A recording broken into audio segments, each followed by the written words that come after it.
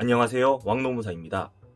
2024년 최저임금이 결정되었습니다. 9,860원. 좀 실망스럽죠? 이번에도 1만원을 넘기지 못했습니다. 요즘 물가가 이렇게 치솟는데 최저임금이 2.5% 요만큼 인상이 되면 실질임금은 오히려 줄어들었죠. 어쨌든 최저임금이 결정되었으니 내용을 살펴보도록 하겠습니다. 최저시급은 9,860원이고 주 40시간 기준 월급으로 환산하면 206만 740원입니다. 저는 최저 월급은 숫자로 그냥 읽어요. 이게 편해서 23년에는 2010-580, 24년에는 2060-740. 시급은 9,860원인데 요즘에는 주유수당을 시급에 녹이는 경우들이 많아서 녹였을 때 최저시급은 얼마냐 이걸 궁금해하시는 분들도 많더라고요. 그냥 9,860원에 1.2를 곱하면 됩니다. 11,832원. 주유 포함 시급이라고 많이 표현하죠. 만약에 소정근로시간이 1주 15시간 미만이라면 주유수당이 발생되지 않기 때문에 주유 포함 시급 이런 거 관계없이 그냥 9,860원. 만약에 15시간 넘게 일하는 노동자라면 주유 포함 시급 11,832원 이렇게 됩니다. 월급은 주 40시간 근무하는 노동자 기준으로 2060-740이에요. 주 40시간 미만으로 일하는 노동자들의 최저 월급은 당연히 다르겠죠. 엄청 장시간 노동에 시달리는 노동자들은 월급이 350만 원이 넘어도 최저임금 미달이 될 수 있습니다. 실제로 경기도 외곽 쪽에서는 공장에 불법 고용되어 있는 이주 노동자들이 많이 있습니다. 1주 6일 근무는 기본이고 한 달에 2번만 쉬는 이런 분들도 있어요. 그분들은 최저시급으로만 해도 월급 300원 넘어가요. 물론 사업주들이 비자가 없다는 걸 이용해서 그렇게 주지는 않죠. 신고를 안 할 거라고 생각하기 때문에. 어쨌든 최저 월급은 크게 의미 없습니다. 근로시간에 따라 다르기 때문이에요. 주 20시간만 일하면 최저시급이 얼마일까요? 한 절반 정도 되겠죠. 1027-017 102만 7천원입니다. 이렇게 최저임금위원회에서 2024년 최저임금을 결정했고요. 다음 달 8월 5일에 고시가 될 예정입니다. 고시가 되면 2024년 1월 1일부터 효력이 있습니다. 2023년 12월 31일까지는 여전히 최저임금 9,620원, 24년 1월 1일부터는 9,860원. 만약에 새해가 됐는데 사장님이 계약서를 다시 안 써준다. 그럼 최저임금을 못 받을까요? 전혀 상관이 없습니다. 계약서를 새로 쓰지 않더라도 24년 1월 1일이 되면 자동으로 최저임금이 적용이 됩니다. 이제 본격적으로 최저임금 계산하는 시간을 가져볼 텐데요. 최저임금 산입범위라는 게 있어요. 여러분들 급여 명세서를 보면 간단하신 분들은 간단하지만 복잡한 분들은 엄청 복잡합니다. 급여 항목이 여러 가지가 있어요. 급여 항목이 여러 가지일 때 최저임금에 포함되는 게 있고 포함되지 않는 게 있어요. 여러 임금 항목들이 최저임금에 포함이 되는 게 좋을까요? 포함되지 않는 것이 좋을까요?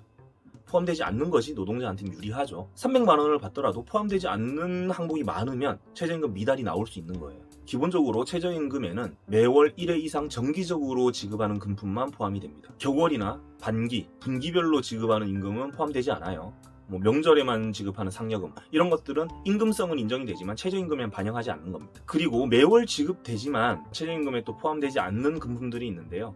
바로 시간의 수당들입니다. 연장근로수당, 야간근로수당, 휴일근로수당, 연차수당 이런 것들은 매월 고정적으로 고정금액이 지급되더라도 최저임금 산정에서는 배제하고 계산합니다. 마지막에 급여 예시를 보면서 같이 계산해 볼 텐데요. 그걸 보시면 이해가 더 되실 것 같습니다. 그리고 상여금, 복리후생비 이게 2023년까지는 아주 머리가 아픕니다.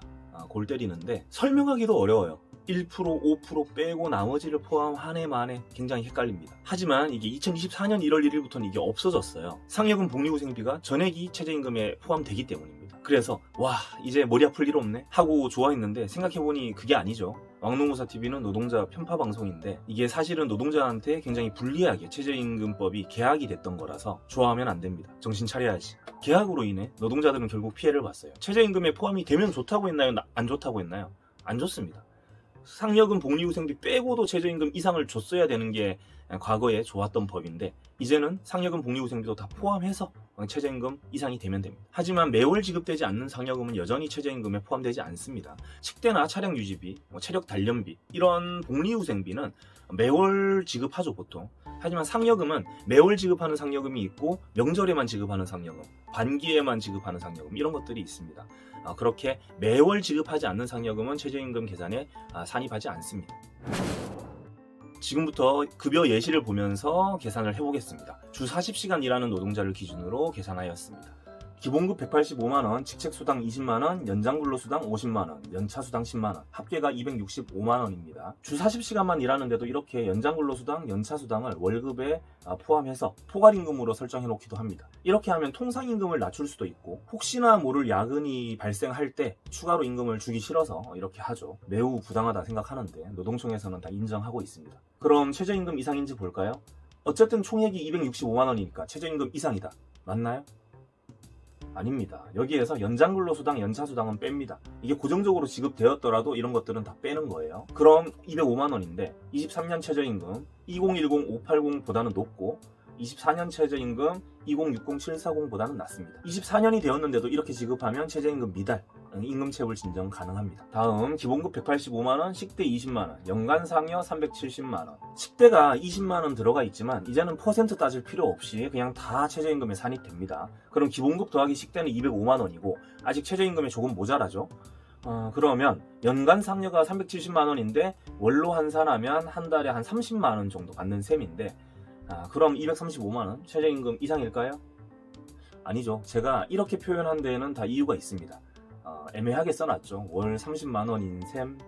그러니까 실제로 370만원을 매월 분할해서 지급하면 최저임금에 포함될 수 있는데 이런 식으로 연간 2회만 지급하면서 월로 나누면 이 정도 되는 셈이야 이렇게 해서는 최저임금에 포함되지는 않습니다. 그럼 이 사람도 205만원이므로 14년 최저임금에는 미달. 자, 마지막 예시입니다. 기본급 185만원, 휴일수당 30만원, 상여금 20만원. 자, 여기서 상여금은 매월 지급되는 상여금입니다. 이렇게 되면 상여금도 포함이죠. 그럼 205만원 확보됐고 휴일수당이 문제인데 휴일수당은 이렇게 고정적으로 지급하더라도 최저임금 계산할 때는 제외합니다. 연장, 야간, 휴일, 연차수당 이런 것들은 다 뺍니다. 그럼 205만원으로 끝이고 이것도 24년 최저임금에는 미달합니다. 네, 여기까지 준비한 내용 다 말씀드렸고요. 영상이 도움이 되었다면 구독과 좋아요를 부탁드립니다. 그럼 다음 시간에 또 만나요.